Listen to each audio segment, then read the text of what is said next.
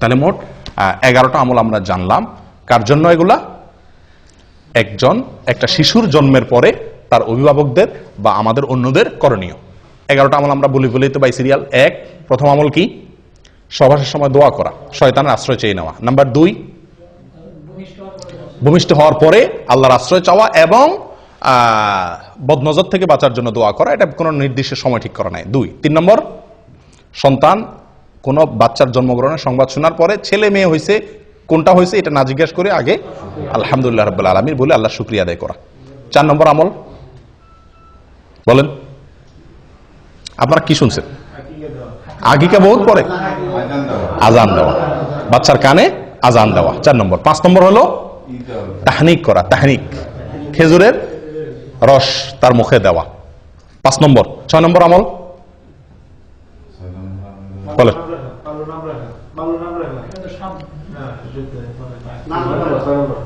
6 নম্বর হলো সুন্দর নাম রাখা।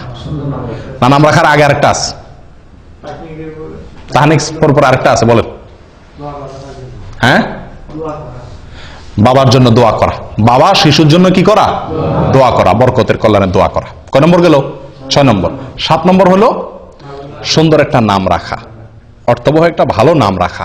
8 নম্বর হলো সুন্নত পদ্ধতিতে সঠিকভাবে ভালোভাবে আকিকা করা। আকিকার ক্ষেত্রে একটা মাসআলা রয়ে গেছে, বড় হওয়ার পরও কি করা যায়? আকিকা করা যায়। হাসান বসরি রাহমাতুল্লাহ আলাইহি বলেন, যদি কেউ পুরুষ হয়ে থাকে তার আকিকা যদি করা হয় না এটা জানতে পারে, সেজন্য আকিকা করে।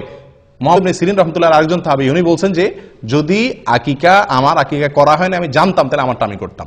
নবী সাল্লাল্লাহু আলাইহি সাল্লাম নিজে নবী হওয়ার পরে ওনার আকিকা তিনি করেছেন। অতএব যদি কারোর আকিকা হয় না এটা শিওর জানতে পারে তাহলে তার নিজের আকিকা সে পরে করতে পারে। তাহলে 8 নম্বর আমল গেল আকিকা। 9 নম্বর